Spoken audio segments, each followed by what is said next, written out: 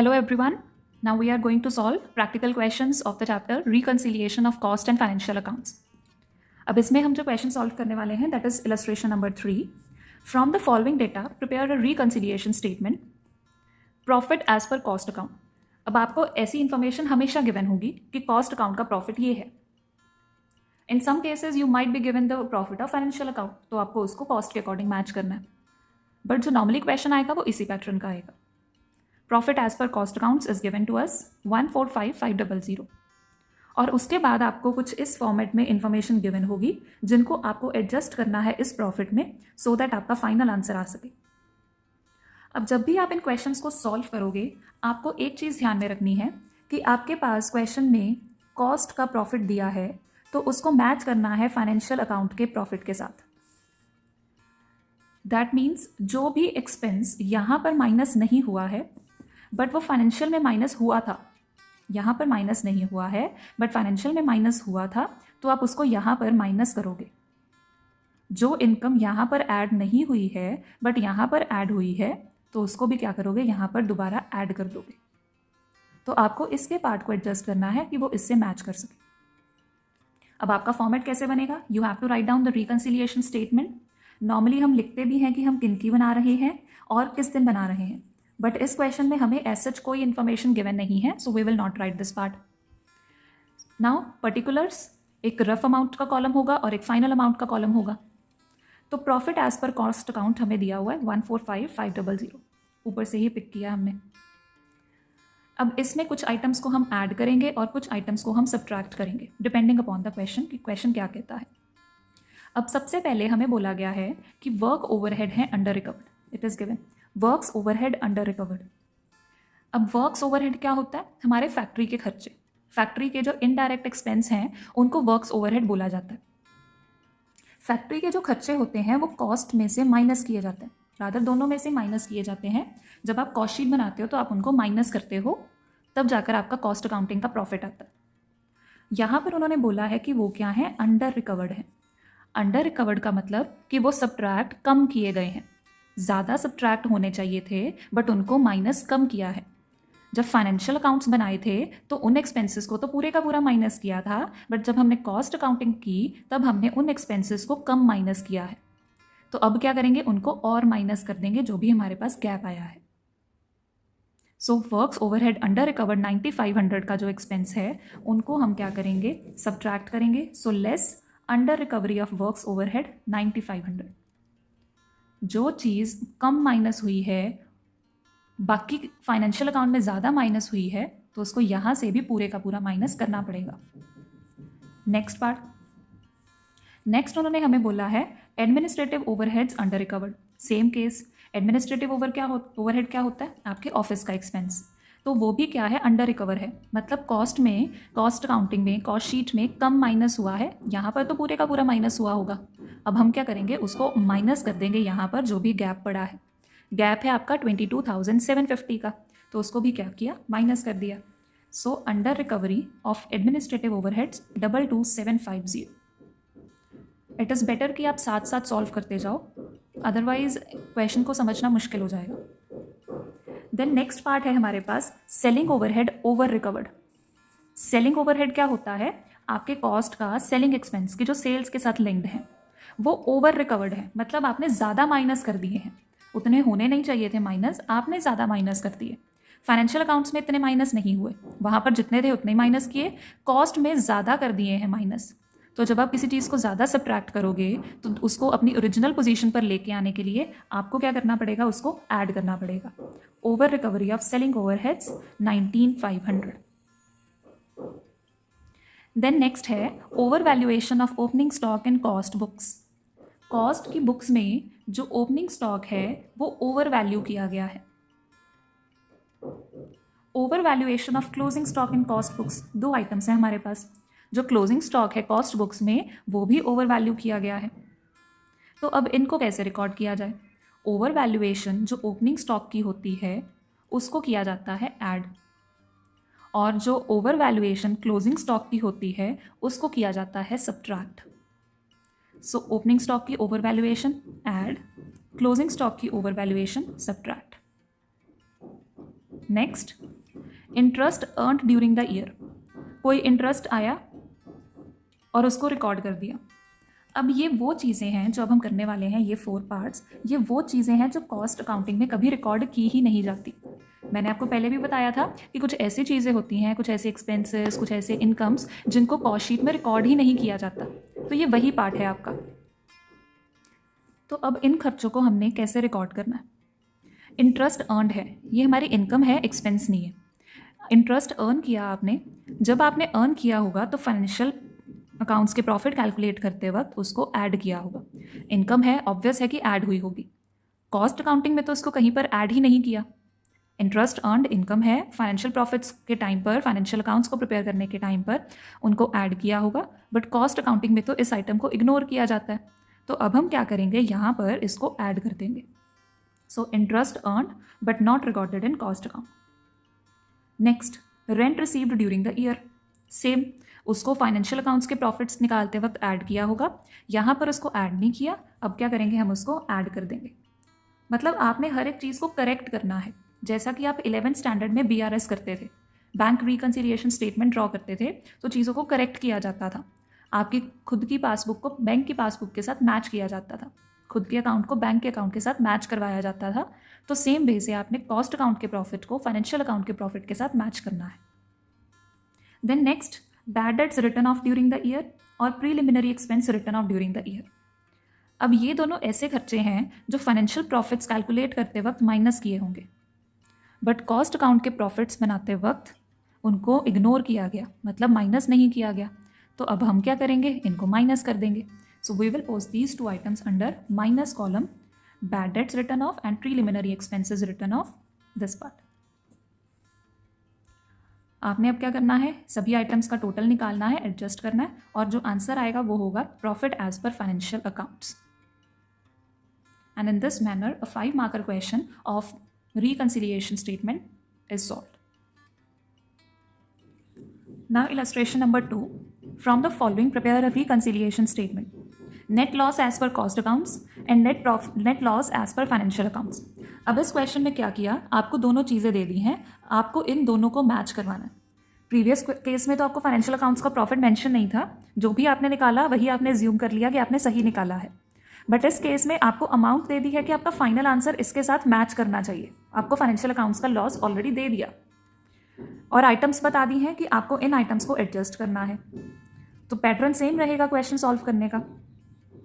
First, net loss लिखा हमने 275,840। अब आपको माइंड में ये चीज़ हमेशा ध्यान में रखनी है कि ये आपका लॉस है, this is not your profit, it is an item of negative figure. Okay, works overhead under recovered in cost account. हमने अभी किया कि कोई ऐसा एक्सपेंस जो कॉस्ट अकाउंट्स में आपने कम रिकॉर्ड किया है उसको अब आपको ज़्यादा रिकॉर्ड करना होता है, मतलब आपको उसको ज़्यादा माइनस करना होता है। तो हम क्या करेंगे, इसको करेंगे minus. So works overhead will be subtracted, तो इसको कर दिया यहाँ पर minus. Next, depreciation overcharged in cost accounts. आपकी जो डेप्रीसिएशन है वो कॉस्ट अकाउंट में ज़्यादा माइनस की है, आपको कम माइनस करना चाहिए था। हम क्या करेंगे, उसको ऐड कर देंगे। Administrative overheads recovered in excess in cost account. आपके जो एडमिनिस्ट्रेटिव ओवरहेड्स हैं वो आपने ज़्यादा माइनस कर दिए कॉस्ट अकाउंट्स में, बट इतने माइनस नहीं होने चाहिए थे। हम क्या करेंगे, इनको ऐड कर देंगे। Interest on investment recorded in financial account. एक इनकम है जो फाइनेंशियल अकाउंट्स में तो रिकॉर्ड कर दी गई है, बट कॉस्ट अकाउंट में उसको रिकॉर्ड नहीं किया, तो रिकॉर्ड करना पड़ेगा। इनकम है तो इसको क्या करेंगे, add. Then goodwill written off. Goodwill आपने राइट ऑफ तो की, अब गुडविल रिटर्न ऑफ की जो एडजस्टमेंट होती है वो सिर्फ और सिर्फ फाइनेंशियल अकाउंट्स में पोस्ट की जाती है, कॉस्ट अकाउंट में उसको माइनस नहीं किया जाता। हम क्या करेंगे, कॉस्ट अकाउंट के लॉस में से उसको माइनस कर देंगे। Income tax paid recorded in financial accounts. आपने इनकम टैक्स का एक्सपेंस तो बियर कर लिया, बट रिकॉर्ड सिर्फ फाइनेंशियल अकाउंट में किया है, कॉस्ट अकाउंट में रिकॉर्ड ही नहीं किया, तो उसको क्या करेंगे, माइनस। देन स्टोर एडजस्टमेंट है क्रेडिट इन फाइनेंशियल बुक्स। अब फाइनेंशियल बुक्स में अगर कोई चीज़ क्रेडिट हो रही है मतलब वहाँ पर ऐड हो रही है, क्योंकि हम इनकम्स को क्रेडिट साइड पोस्ट करते हैं P&L अकाउंट में। कोई एडजस्टमेंट थी स्टोर की, फाइनेंशियल बुक्स में तो ऐड हो गई, हमने ऐड नहीं की कॉस्ट अकाउंट्स में, क्या करेंगे, add. Then loss in stock in financial accounts. Financial accounts में एक लॉस ऑफ स्टॉक तो पोस्ट किया है, बट कॉस्ट अकाउंट्स में पोस्ट नहीं किया। वो लॉस आना चाहिए था, माइनस होना चाहिए था। हम क्या करेंगे, माइनस। अब आपको क्या करना है, क्वेश्चन यहाँ पर एक अलग पैटर्न से सॉल्व हुआ है। आप एक सिंगल पैटर्न ही रखोगे, इस आइटम को आप डालोगे नेगेटिव में। जो चीज़ें मैंने माइनस बताई हैं आप उनको सब्ट्रैक्ट करोगे, और जो चीज़ें आपको मैंने ऐड करके बताई हैं उनको ऐड करोगे। आपका फाइनल आंसर आएगा इसके अकॉर्डिंग। बट मेक श्योर ये भी एक नेगेटिव फिगर है, तो आपको इस क्वेश्चन में नेगेटिव आइटम्स का ध्यान रखना है। इसको सॉल्व करने के 2 मेथड्स होते हैं। अब मैं इस पर्टिकुलर क्वेश्चन के लिए आपका मेथड नहीं चेंज कर रही। आप नॉर्मली देखोगे कि लॉस को हम ब्रैकेट्स में लिखते हैं हमेशा। जो चीज़ों को ऐड सब्ट्रैक्ट किया जाता है उसको मैंने चेंज कर दिया, ये सब्ट्रैक्ट ही होंगी, जैसा हमने प्रीवियस क्वेश्चन में किया था। हम लॉस या प्रॉफिट देखकर क्वेश्चन का मेथड चेंज नहीं करेंगे। आप जैसे आपको समझाया गया है आप वैसे ही सॉल्व करोगे। और अब हम बैक एक्सरसाइज के क्वेश्चंस कुछ डिस्कस करेंगे। The first is question number 4। The profit as per cost account is given to you 165,300, और आपको कुछ डिटेल्स दी गई हैं कि उनको कॉस्ट अकाउंट्स और फाइनेंशियल अकाउंट्स दोनों में कैसे कैसे रिकॉर्ड किया है। सबसे फर्स्ट हमें बताया है कि ओपनिंग स्टॉक है। ओपनिंग स्टॉक मटेरियल्स और वर्क इन प्रोग्रेस का अलग अलग दोनों डिफरेंट अकाउंट्स के लिए बता दिया आपको कि जो कॉस्ट अकाउंट्स है वहाँ पर जो हमने मटेरियल रिकॉर्ड किया है वो 32,600 की है और फाइनेंशियल में 33,000 की है। कॉस्ट अकाउंट्स में वर्क इन प्रोग्रेस 20,000 रिकॉर्ड किया है और फाइनेंशियल में 21,000 रिकॉर्ड किया। सेम वे से आपका क्लोजिंग स्टॉक जा रहा है दोनों मटेरियल्स का। तो अब आपको इनको एडजस्ट करना है। किनके अकॉर्डिंग एडजस्ट करोगे, फाइनेंशियल अकाउंट्स के अकॉर्डिंग, क्योंकि हमें प्रॉफिट कौन सा दिया है, प्रॉफिट हमें दिया है कॉस्ट अकाउंट्स का। तो ऑब्वियस है कि हम कॉस्ट अकाउंट वाले प्रॉफिट में ही सारी चीज़ें एडजस्ट करेंगे। आपका जो ओपनिंग स्टॉक है फर्स्ट केस में, मटेरियल के केस में और वर्क इन प्रोग्रेस के केस में, दोनों केसेस में ही वो अंडर वैल्यू हुआ है। In both the cases here ये भी आपका कम रिकॉर्ड हुआ है। कितने से कम रिकॉर्ड हुआ है, दोनों का डिफरेंस देख लो। 400 से आपका जो मटेरियल का ओपनिंग स्टॉक है वो कम रिकॉर्ड हुआ है, और जो आपका यहाँ पर 20,000 है 21,000 है, दैट मीन्स 1,000 है यहाँ पर डिफरेंस। तो कॉस्ट अकाउंट्स में हमने कितना माइनस किया हुआ है, कम माइनस किया है।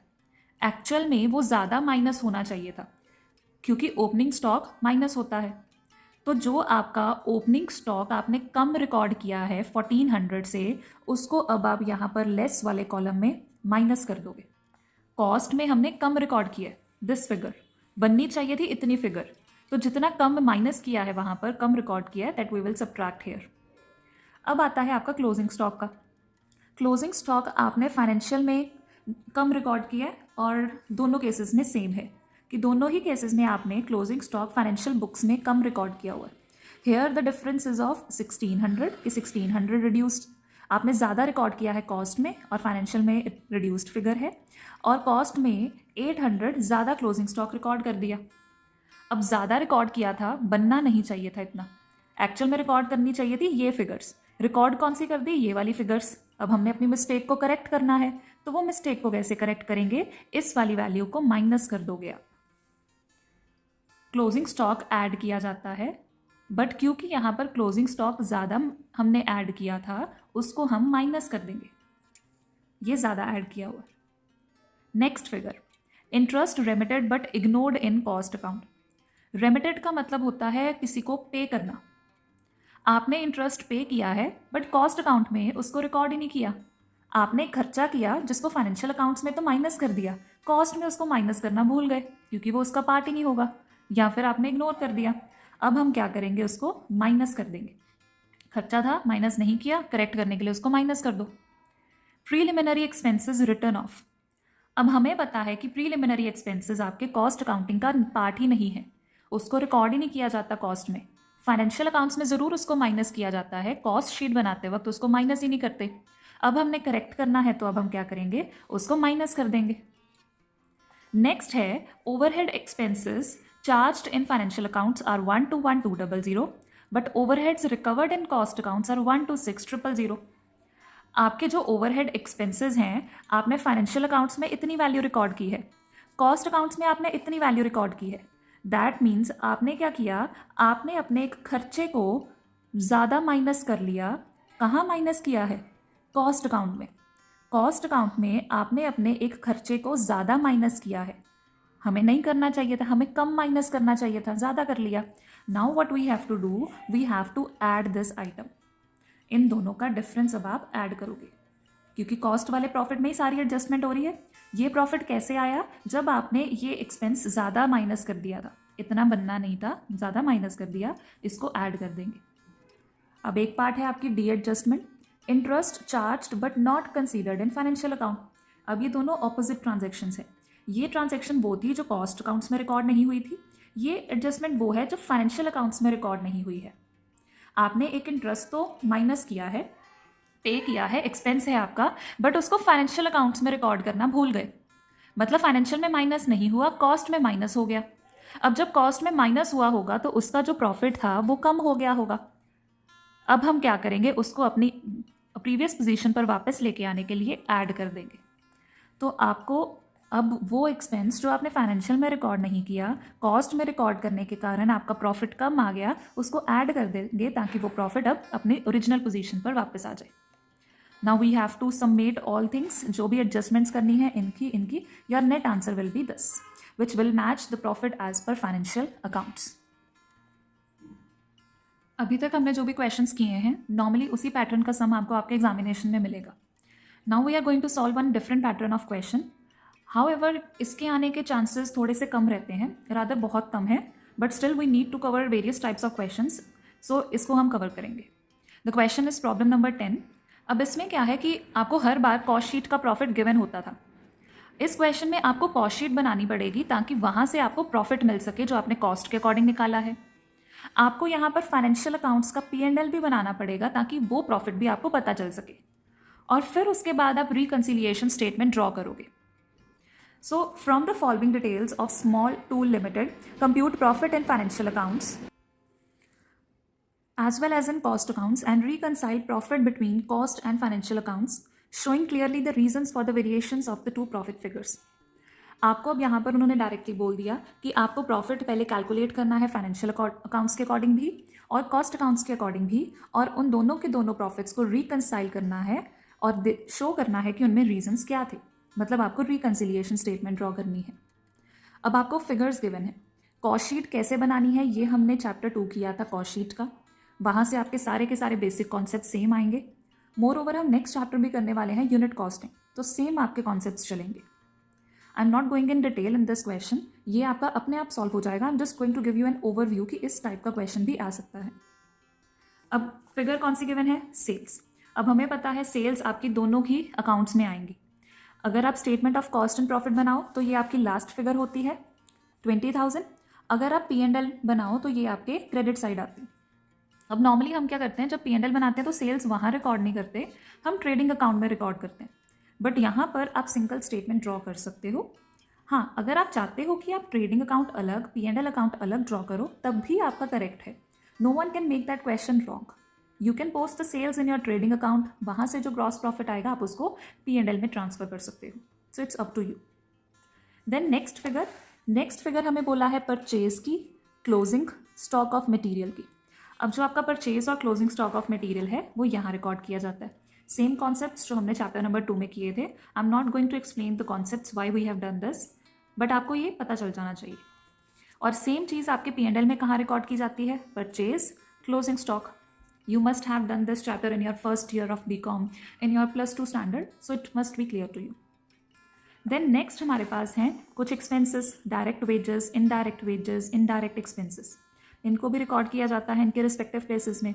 कॉस्ट शीट में direct wage as it is आ जाएगी, फिर जाकर बनेगी प्राइम कॉस्ट। इनडायरेक्ट वेजेस या इनडायरेक्ट एक्सपेंसेस आपके वर्क कॉस्ट में आ जाएंगे, या जो भी उनका डिफरेंट प्लेस बनती है। अब नेक्स्ट हमें बोला, यहाँ पर हमने इनको रिकॉर्ड कर लिया। डायरेक्ट वेजेस यहाँ पर आपका कॉस्ट शीट में कवर हो चुका है 1000 का। इनडायरेक्ट एक्सपेंसेस और जो आपको इनडायरेक्ट वेजेस दिए हैं, अब उनको कैसे रिकॉर्ड करना है कॉस्ट शीट में, वो यहाँ पर थोड़ा सा ट्रिकी पॉइंट है that I am living here. यहाँ पर तो हमने एज इट इज़ लोकेट कर दिया, यहाँ पर लोकेट करने का वे थोड़ा सा डिफरेंट है। आप अपने वे से करो, आपका सही होगा। Next, bad debts, interest on overdraft. अब बैड डेट्स और इंटरेस्ट ऑन ओवरड्राफ्ट ये आपके P&L में कहाँ पोस्ट किए जाएंगे? Debit side. These are your bad debts, your interest on overdraft. Bad debts आपके कॉस्ट शीट बनाते वक्त इग्नोर किए जाते हैं. Profit on sale of assets, selling expenses and distribution expenses. अब इनको P&L में कहाँ रिकॉर्ड करना है? Selling expenses, distribution expenses. Profit आपका क्रेडिट साइड में आता है. तो हमने अब यहाँ पर इसको सॉल्व किया तो हमारी जो नेट प्रॉफिट की वैल्यू आ गई है 11,850. अब कॉस्ट शीट अगर बनाए यहाँ पर तो कॉस्ट शीट की वैल्यू क्या आ रही है? कॉस्ट शीट के लिए हमें कुछ एक्स्ट्रा इन्फॉर्मेशन गिवन है. हमारे जो मैन्युफैक्चरिंग ओवरहेड्स हैं वो है 300% ऑफ डायरेक्ट वेजेस. ये जो आपके फैक्ट्री ओवरहेड्स हैं इसी वजह से ये यहाँ पर क्या मेंशन है? 300 of your direct wages. Direct wages हमें कितने गिवन है? 1000. तो 1000 का एग्जैक्टली आप 300% करो तो वो आ जाएंगे आपके फैक्ट्री ओवरहेड्स. अब क्योंकि ये कॉस्ट अकाउंट्स की अलग से इन्फॉर्मेशन गिवन थी इसी वजह से हमने कॉस्ट अकाउंट्स में इन दोनों चीज़ों को यूज़ नहीं किया. अगर आपको ये इन्फॉर्मेशन ना दी जाती तो हम यही यूज़ करते. बट यहाँ पर आपको स्पेसिफिकली कॉस्ट अकाउंट के लिए अलग इन्फॉर्मेशन दी है तो आप इनको इग्नोर करोगे और इनको रिकॉर्ड करोगे. सेलिंग ओवरहेड्स आपको 1500 बता दिए तो यहाँ पर सेलिंग ओवरहेड्स 1500 ही रिकॉर्ड होंगे. जो आपको सेलिंग एक्सपेंसेस दिए हैं 2000 के वो सिर्फ और सिर्फ फाइनेंशियल अकाउंट्स मतलब P&L में आएंगे. आप उनको कॉस्ट शीट में रिकॉर्ड नहीं करोगे. अगर यहाँ पर ना दिए होते, आपको कॉस्ट अकाउंट की अलग इन्फॉर्मेशन ना दी होती, फिर हम यही वाले 2000 यहाँ पर रिकॉर्ड करते. बट हमें अलग से इन्फॉर्मेशन दी है तो जो सेपरेट इन्फॉर्मेशन दी है उसको सेपरेट ही रिकॉर्ड करेंगे. देन डिस्ट्रीब्यूशन ओवरहेड्स भी हमें अलग से दिए हैं 700 तो हमने डिस्ट्रीब्यूशन ओवरहेड्स भी 700 ही रिकॉर्ड किए. हालांकि हमें 1000 दिए थे बट वो यहाँ पर यूज़ नहीं होंगे, वो आपके फाइनेंशियल अकाउंट्स में ही यूज़ होंगे. अब अगर इसके अकॉर्डिंग प्रॉफिट निकालें तो वो आ रहा है 11,300. अगर आपके P&L के अकॉर्डिंग प्रॉफिट निकालें तो वो आ रहा है 11,850. मतलब डिफरेंस आ रहा है तो हमें रिकन्सिलिएशन बनाना पड़ेगा, रिकन्साइल करना पड़ेगा दोनों स्टेटमेंट्स को. अब रिकन्सिलिएशन स्टेटमेंट बनेगी डिपेंडिंग अपॉन द एक्सपेंसेस जो आपने यहाँ रिकॉर्ड किए हैं और यहाँ रिकॉर्ड किए हैं उनमें जो गैप है. फॉर एग्जाम्पल अगर मैं लूँ डिस्ट्रीब्यूशन ओवरहेड्स तो डिस्ट्रीब्यूशन ओवरहेड्स कॉस्ट शीट में मैंने रिकॉर्ड किए हैं 700. बट अगर मैं P&L की बात करूँ तो मैंने रिकॉर्ड किए हैं 1000. मतलब कॉस्ट शीट में मैंने कम माइनस किया है, मुझे ज़्यादा माइनस करना चाहिए था. तो अब मैं क्या करूँगी? कॉस्ट शीट के प्रॉफिट में से उसको सब्ट्रैक्ट कर दूंगी 300. 300 कैसे आया? 1000 माइनस 700, उनका जो डिफरेंस है that is 300.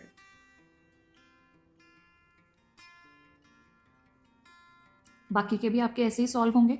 Same goes with selling overheads, same goes with factory overheads और कुछ और पार्ट्स. जैसे profit on sale of assets है वो तो आप कभी भी कॉस्ट शीट में रिकॉर्ड नहीं करते बट हमने तो यहाँ पर रिकॉर्ड किया हुआ है तो ये तो आ गई प्रॉब्लम. तो इसको हम करेक्ट करेंगे.